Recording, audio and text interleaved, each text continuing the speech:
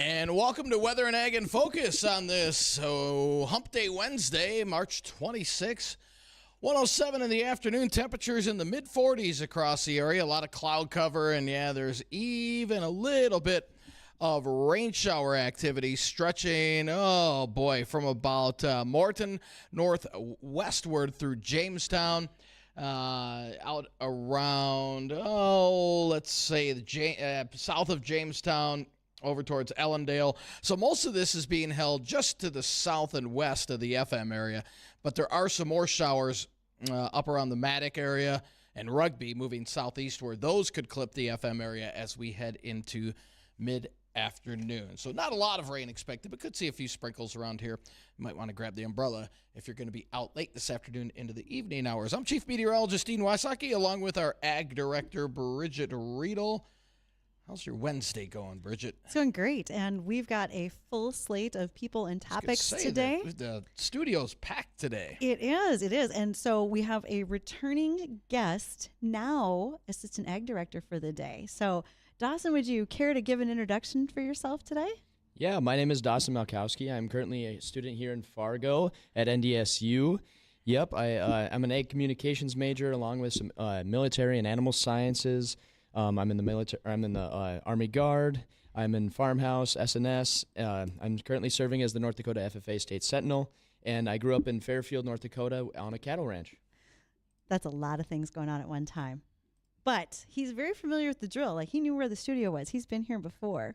Yes, ma'am. It's sure great to be back, so thank you for the opportunity. Well, thank you. It's nice to have someone who wants to come on in, spend a day learning the other side of ag, because really your experience lies in cattle. Yeah, it's kind of crazy to see all the black dirt over here. I'm used to the red scoria and the clay side hills, Well, and some of our topics today have a lot more to do with agronomy than they do with livestock. So this is some learning moments for you as well. Very much so. I'm really excited to learn as much as I can. Excellent. And it's been fun. This is probably the fourth month that we have had a student come in. And everybody has been excellent, so no pressure, Dawson. But, the fact that we get students who are able to participate in a variety of different ways, I'm also looking forward to the fact that I now am getting entire classes. Like in April, I've been invited out to the Beulah High School to their FFA chapter because they have a group of ag communication students, and we're going to be able to do the show from Beulah with all those students. So I know a couple of those students, and I'm sure they'll be great. So. Oh, okay, excellent. I will look forward to those recommendations on the students that will be participating. Of course. All right.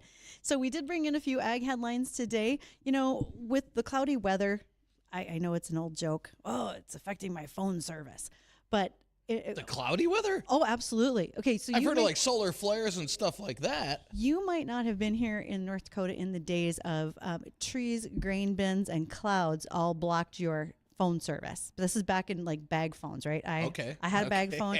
At one time, I had a phone that was hardwired in my pickup. It literally had a handset that you would dial on the back of and pick up. It was nuts. And now, like you just said, solar flares. So for many farmers out there, raise your hands as you're listening, who had problems with solar flares over Mother's Day weekend 2024. And our guest in studio today is Matt Kruger with Kruger Farms from up by East Grand Forks, Minnesota. Matt, what did those solar flares do to your farm equipment? We actually stopped planting. Like we opted because we were hearing these crazy things of guys planting and their section control. The computer was saying the planter was in front of them and turning on and off. And so we were like, you know what, screw it, we're just not going to plant. Which then it got to the point, I think it was like Tuesday or Wednesday it started. It was still early. It was like May. It was Mother's Day. Yeah. And I'm like, we got time.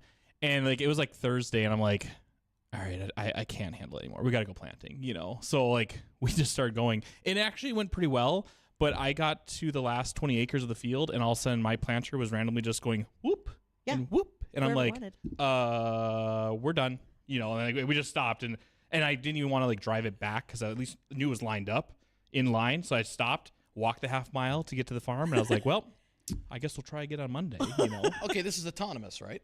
No, this is just regular GPS. We haven't even got to the autonomy section of this day. Could you have taken the GPS? Could you have turned that off and just manually No, I don't have markers. There's no markers on all planters right. anymore. Yeah, no. Well, but I mean, it's a valid question because, I mean, so I kid you not, my mom was like, we're ordering markers next year on that planter. And I saw your tweet that said, I think I have to go get my dad to run the planter because he knows how to do it without the GPS, without auto steer. I vaguely remember as a kid because I was able to plant the soybeans with the drill.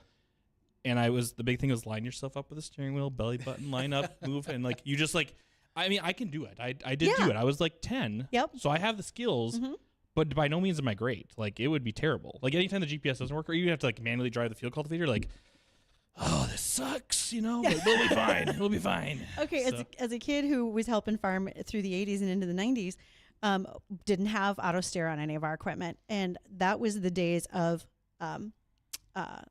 fallow ground. Yeah.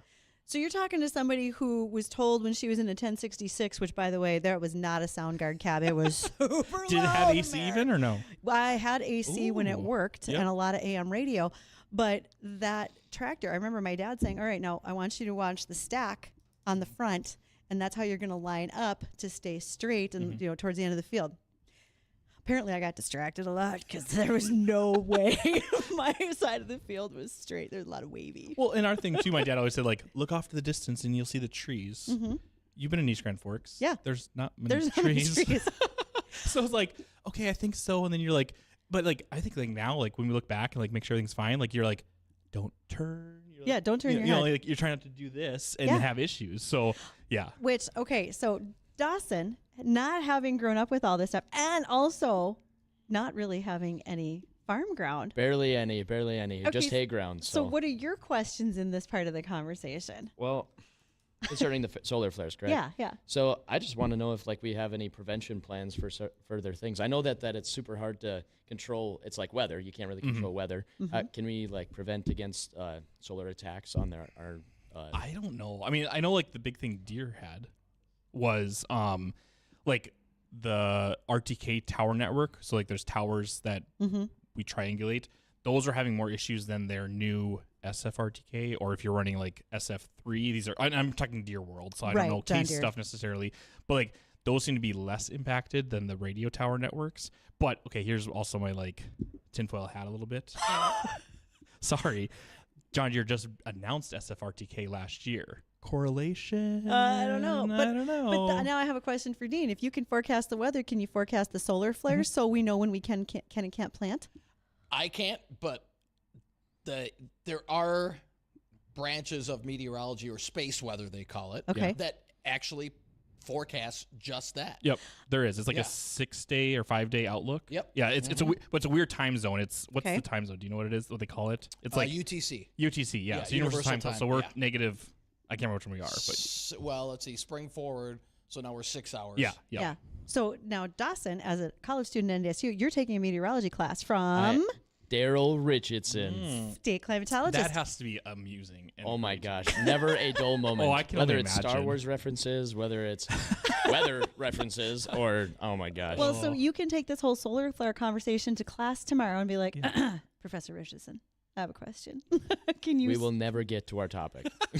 So, plus, especially if you bring up the tinfoil hat idea of like John Deere correlating the SFRTK to that, he'll be lit up. That would be, oh my gosh, best day in class. Oh, it would be. Everyone would look at me and glare, but I think it might be worth it. I think it totally would be. But if then he'll tweet about it later. But he'll tweet about it, number one, and if you sidetrack him, then that's just one less thing on the test. Yep, exactly. Okay, that's fine. I think it's a win-win. I mean, do you don't think I planned this kind of thing out in college? Really? Come on now. Absolutely. I might have known how to do that, so I get it. Yes, but we are very lucky. Daryl, as we were talking about in the weather office earlier with Dawson and Dean, Daryl has an expansive of experience here in North Dakota. He did weather on TV. He has been state climatologist for like the last year. And how many, you said he speaks frequently, which I know he's just getting off of his heavy speaking season for meetings for farmers. How many has he given? For say that again. So how many speaking engagements has Daryl done? He said over 20,000 throughout his career, and that's not even including the TV. That's not it. Okay, so that's just like not even his teaching. Yeah, that's just him going out and speaking and being invited to different conferences, that's different boards, and he was telling me about that, and I was just my jaw dropped. Right now, as a state sentinel, you have to go around to banquets and be able to memorize your speeches and stuff like that. And I struggle a little bit, and I just look at that, and my jaw just drops, and that is impressive. Very impressive. But there's just so much knowledge built up in there that you just gotta. Absolutely. Oh, absolutely. Okay, speaking of knowledge and impressive, well, the whole day is going to be that way. So again, the voices that you are hearing, besides myself and meteorologist Dean Wysocki, you are also hearing from our assistant ag director today, and that is, go ahead, Dawson Malkowski. That way people can recognize your voice, Dawson. And then also we have with us Matthew Kruger. Matt Kruger is with Kruger Farms. He's from the East Grand Forks, Minnesota area. And the reason Matt is here is because he sent tweets earlier this spring showing a tractor just completely torn down because they're making it autonomous. They are. It's past the point of just having auto steer. We're going to talk about what it took to bring autonomy to a full-size tractor, and we will do that after the market report. We'll catch up with livestock and then be back.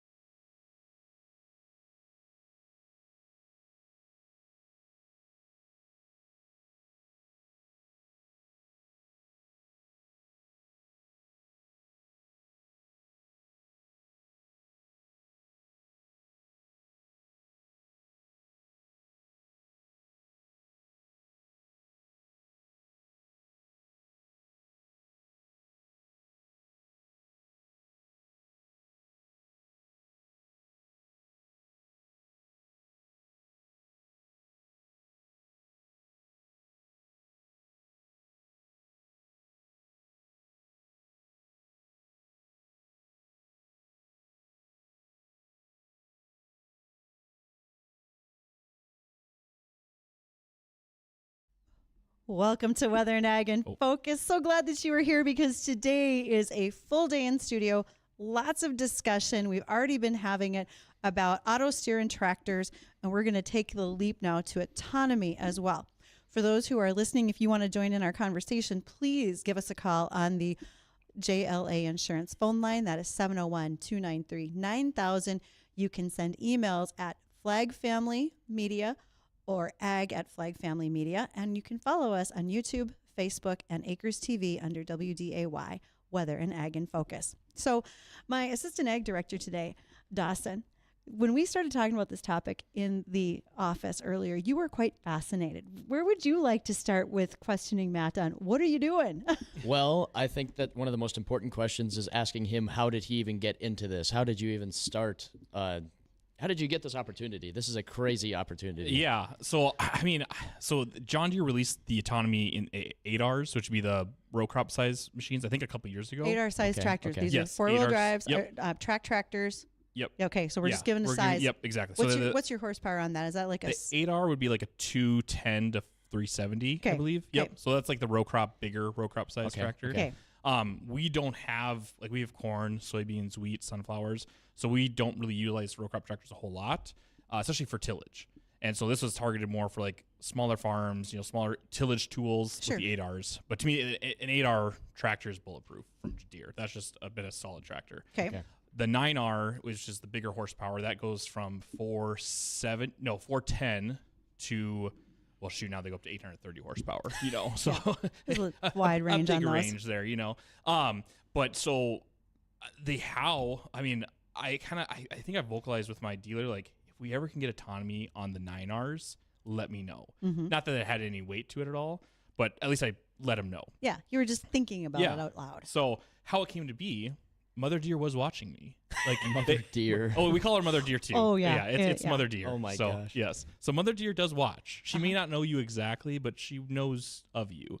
And so apparently, I'm an operations center, which is Deere's like online platform for where all of our agronomic data goes to and like tracks and everything.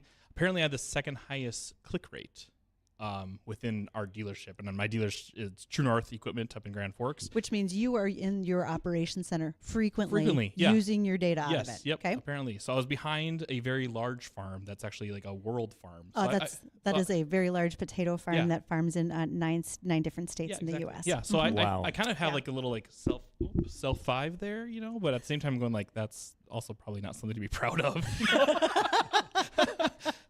So anyway, so they had certain criteria to be a high user as an operations center, because this is where a lot of it's going to happen is within operations center. So anyway, that's how we got the opportunity. They came to us and said, hey, we have 9R autonomy coming. We have a kit available. John Deere is asking if you'd be willing to participate in it. I was like, yes, absolutely. So they have a kit that they prepared for you? Yep. Yeah. So I implement? think they're called like pre-production kits is what like I understand. Mm-hmm. So I think there's only like a handful of them out there. So like I think they've tested a year ago with like very, very like probably 1 or 2 farms. Now it sounds like there's probably 6 or 7, and I'm probably wrong. If my salesman's watching me, he's probably like going to be like, no, but whatever. He can text you. Yeah, he can text me. So there's, I think, 6 or 7 of them, but there's only one. I think we're the only one up here in the Northern Valley that have it. Okay. So, Wow. And it's heavily Deere backed, not necessarily dealer support. Like the dealership knows enough about it to be dangerous. They're the ones doing the install on it right now, but they're like, I think I will get contacts from Deere more so like we have issues or things that we need to fix. So did your local dealer at True North say we are excited about putting this install in, or we're nervous about it? No, they are excited. Okay. So I think if anything, if people know me, like I'm very easily approachable, but some people are intimidated to ask like, can we come watch? And I'm like, absolutely. So like, I have no issue with that. I had another dealership ask like, can we get access to your operations? Because you can have access to people within your operations center. I'm like, that I'm not going to do, but you can text me and I'll let you know where it's at, so. Okay, and you went to the dealership this morning to Yes. see what progress is. Yep. Okay, so we've got some photos. Again, for those of you who are following in our live stream, you can be watching us on Acres TV, Facebook, and YouTube. So first photo that's up, so cab's off. Yeah, cab is off. So it's not a great picture, but there's a silver block kind of by that tire in the back there that they had to add. And that block is kind of the brains behind the autonomy. I think it goes to the brake control. There's some things that have to tie in that are currently mechanical on the machine or on the cab, so they need to have an electronic valve to hit the brake, because what this thing's going to do is if you jump in front of it, it should stop. Yeah, that's Did anybody test that out yet? and Don't be. I probably will. That's so. one of the selling points on all of this autonomy is that it's supposed to be so sensitive that if you walk in front of it, it stops on a dime. Because the technician installing it said, because you can do a feature where you can get out of the cab. And I'm still like haven't gone through training on this, so we're gonna just kind of like I might be hitting this wrong. How many of us can get in the cab for training? Yeah, I'm small. I'll get behind the seat. It's fine. But they said like you can turn autonomy on while being in cab, so like you're still in there, but it's doing everything, which would be kind of like GPS now basically. Okay. But it allows you to like make sure everything's set up right. But he did say if you're in the cab and doing autonomy, you need to put your seatbelt on because it will come to a stop. And I'm like, which like if you're pulling up like the the field cultivator we're pulling 60 feet wide, it does take a lot of power. And when you do push the clutch in to stop, you do kind of come to an abrupt stop. But with the autonomy, it's tied to the brakes. There's some theory that it also applies the brakes. Like it's a clutch and brake thing. So you will be stopping right now. And that is the sound of Matt's head on the windshield. Exactly. Right there. So I'm like, and I have kids. I have 5 kids and they come with me often. So I know, right? Look on Dean's face. You look way too young to have 5 kids. I do. Oh, but the best part was earlier today, I was explaining to Dawson how the best salesmanship job you're ever going to have is when you find a spouse and Dean walks by and goes, "Stay single, dude." So then we'll ask the question how old I think I am. But anyway. We'll do that later. So like I think there's the action of it actually applying brakes. So it's like if you're in there, make sure you put your seatbelt on because it might stop. And like it's supposed to like birds. It's not supposed to like. There's certain things they said it should like avoid. So like deer, will it stop for? A deer like it potentially will. Another deer tractor But or an like, actual running jumping deer. I would hope it stops for both. All the above, basically. Thank you. Yeah. Good point. But supposedly what it is too is there's a team of like 5 or 6 people in California. This is what I'm told. Okay. That they are monitoring these autonomy machines, and so when the camera detects something, it'll send an alert that this team in California is monitoring, and they'll either say that's okay, keep going. I don't think the tractor is necessarily stopping. I think it's pretty instantaneous, but the second or third alert, it will stop, and then it supposedly will alert me on my phone going, "Hey, is this okay, or what's going on?" And do I proceed or not? So. Well, just like the hard stop with that tractor, we're going to take a quick one because we want to catch up with bottom of the hour news. When we return, we will continue our conversation with Matt Kruger. He is with Kruger Farms by East Grand Forks, Minnesota, and we're talking about putting his tractor to autonomy. We also are joined by Dawson Malkowski, and Dawson is here as our ag intern for the day. If you have questions for Matt about an install on this tractor, you can reach us on the JLA Insurance phone line, 701-293-9000.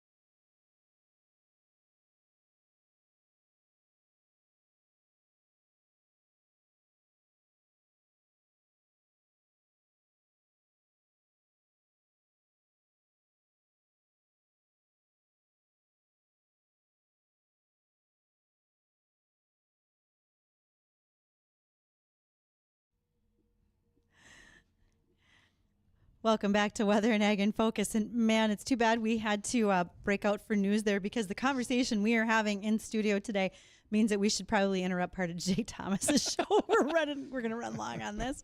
So we have with us, our guest today is Matt Kruger. He is with Kruger Farms, East Grand Forks, Minnesota.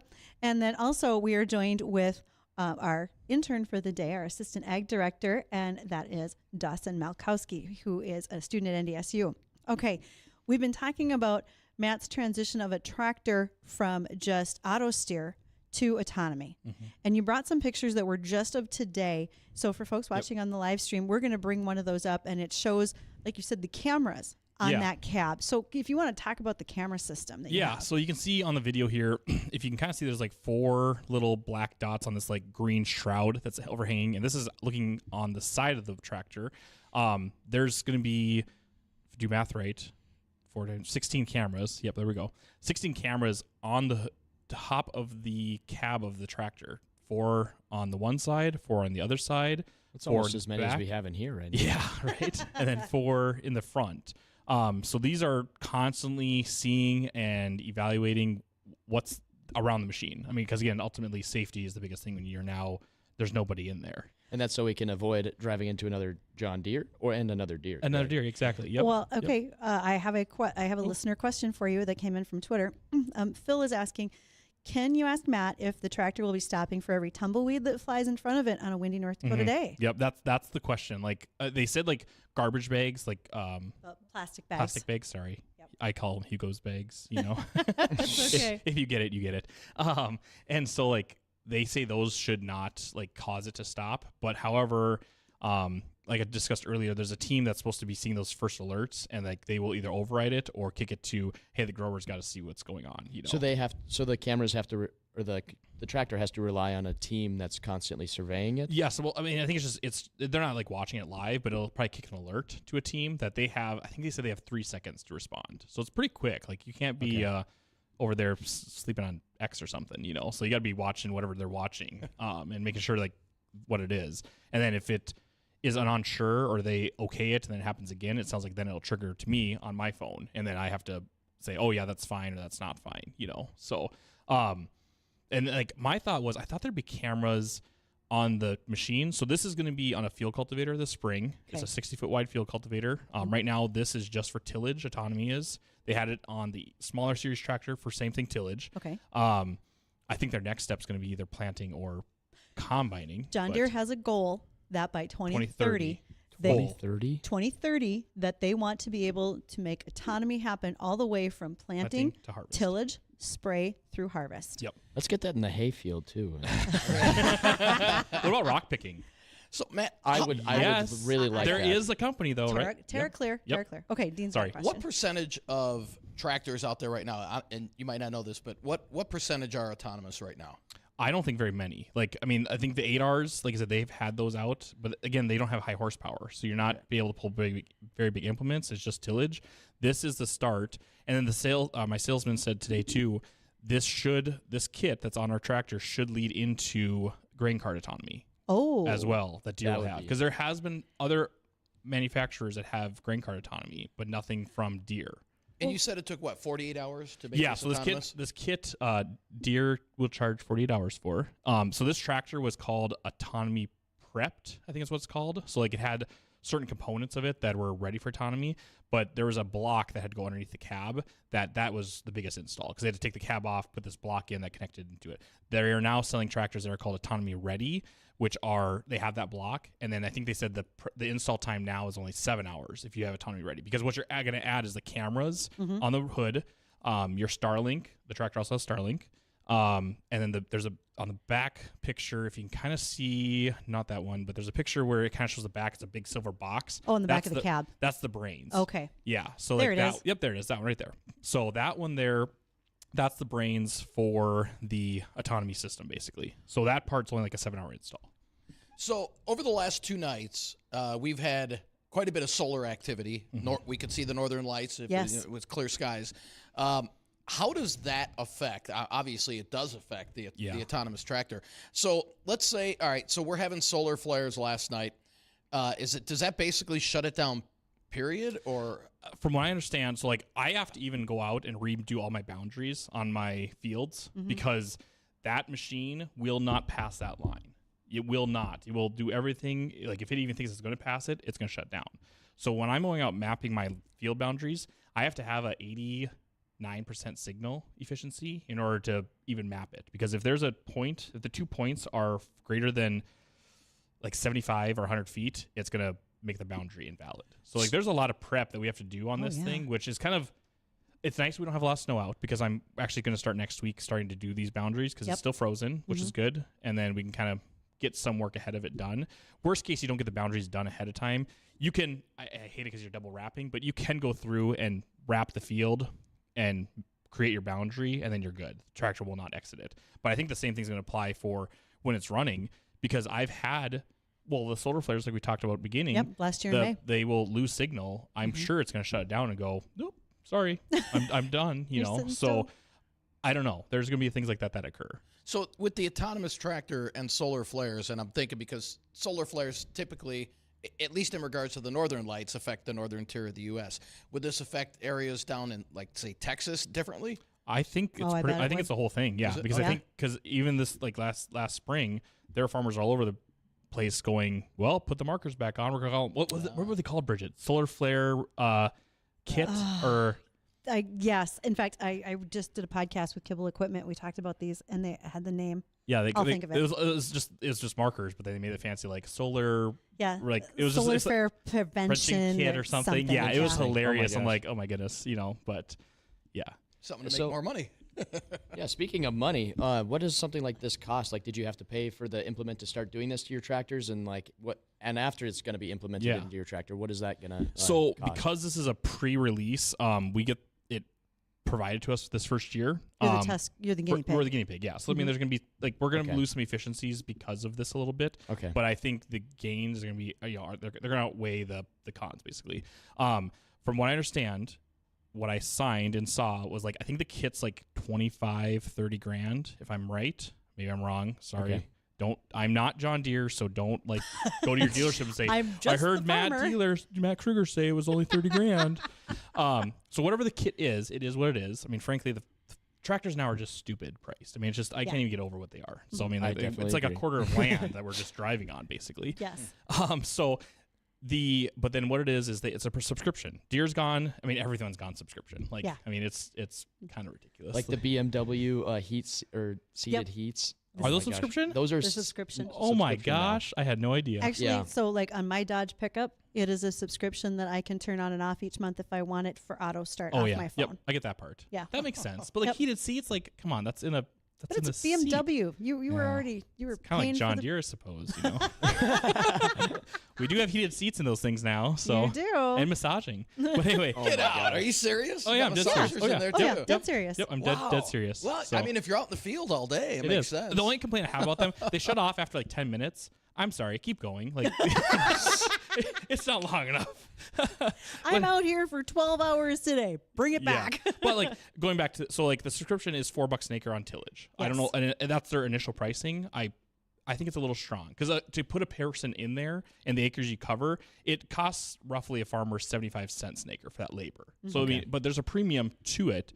But at the same time, there's two things that I've said. I live in the lovely Minnesota blue state. My payrolls run through Minnesota lovely blue state. I have to pay for crap that I think is complete BS, basically. Yeah. Sorry if I'm supposed to say that, but it just irritates the crap. You used all the right initials, so thank you. Yes, that's just fine. We don't have to beat me or anything. Yeah, FCC did not call. Okay. We're on YouTube. There's nothing there. I've watched shows where they've said things. I'm like, oh, kids, never mind. Anyway. Got to turn that off. Exactly. But so like it's a subscription based thing. But again, where I see the value and where we're talking about after the show was like, we have a pretty good thing about on the farm. Like we want our guys to be done by 9:30. Like just go home, go to sleep. We like to be up at 5:36. Like let's get going. My thought is like, man, I can get this thing set up in the field that we're going to be on tomorrow. Granted, like we get some sweaty things that happen weird as our soils up here because it's cold. But like I could set the thing up at 9 o'clock, hit go, and we can all go home and go to bed. That thing will be working for the next 3 hours, and I'll have another 150 acres done for me. Exactly. I was just going to say, how many acres are you going to cover in that time? Yep, there you go. And most of our fields where we farm are pretty straight quarters. That was the thing with deer stipulation. They wanted like not a lot of obstacles, not a lot of trees. Yeah. somewhat squarish fields, but we have some fields that go around coulees, and so we're going to give it a test and see. Supposedly, too, it's able to finish the field, like completely do it. That freaks me out because I'm like, oh my gosh. You just said going around coulees, and all I can think about is I know a tow guy who can get you out when this goes bad. I hope that's not the case. So yeah, so that's kind of the cost side of it, that way. Okay. Wow. All right. There's so many questions we've been asking. And again, for farmers who are listening, especially, you want to ask Matt questions about this process, you can reach us on our phone line, the JLA insurance line, 701-293-9000. So, Matt, do you anticipate only tillage on this tractor? Do you think that in the next year or two, you're going to change it to other? You mentioned grain cart. Are you thinking maybe in 2 years you could have this using it for your grain cart? Yeah. So who's going to take the blame then, right? Grain cart driver, always wrong. My son, he's 10. He ran grain cart last year for me and did a great job. Yeah, so good. That's my oldest son, by the way. He's 10. So but they found out how many kids I have. Keeping track of the math there. Yeah, keeping the kids up. Yep. So I think I think what it sounds like this kit will be ready for grain cart next. I would suspect Deere's plan after that's planting. Mm-hmm. And so this tractor here that we have is our tillage tractor. It does tillage and drain tile. It's our biggest horsepower tractor, 640 horsepower. Okay. Our other 9R does our planter, does our grain cart. I think what will happen to me to be like efficient with that $25,000 if we end up buying the kit, it'll be, again, autonomy ready, and I think I can just move those cameras over. I did buy Starlink so the planter tractor I run the planter. And the fact that it's Starlink, it literally is a Starlink kit. Like I thought it would be like modified up. Yeah, thank you, Elon Musk. But it's turn Wi-Fi calling on. I will have great cell phone reception everywhere now. That's true. And it was $1,000 for 3 years. For good cell phone reception? Yeah.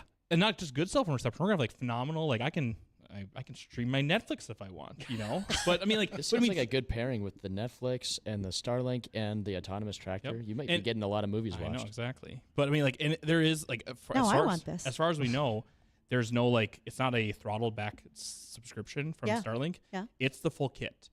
I literally looked. It is a Starlink kit box. The only thing they did is they cut the end off that goes into the wall, and put a Deere auxiliary cord plug-in on it, and it gets 3 years of Starlink with that thing. It's it's a phenomenal deal. So I mean, like, I've kind of been joking, like, I should just buy one for my house and turn my other internet off because it's cheaper per month. But I'm going to put it on my pickup because there's times where we're trying to do this show and poor Addison is in the sound room and he's like, you're breaking up out there. But I mean, like, and I've said that to actually, we had the discussion with our dealership. I said, why aren't you guys putting this in your service trucks? Because honestly, the techs, when they're going out there doing software updates, they're holding their laptops up and trying to get their signal. So it's, there's a lot there. Okay. We could go on. Like I said, we may have to preempt Jay Thomas's show if we keep going. But Matt Kruger, thank you for coming down today and having this discussion with us. I have a feeling you are probably going to get a lot more questions. If, in fact, that is the case, where can people find you? I mean, you and I follow each other on Twitter. We do. Yeah, so I'm big on Twitter. So just follow me, Matthew C. Kruger. If you don't have my handle, look at Bridgette and you'll find me somewhere. So we interact pretty often. So that's where I'm at. If anyone really wants to like have a deeper conversation, like I'll DM me. I'll be happy to take a phone call and talk to you too. So that would be outstanding. All right. Well, we're going to transition away from autonomy. We better check the weather because we don't want any solar flares, but we will be back right after this.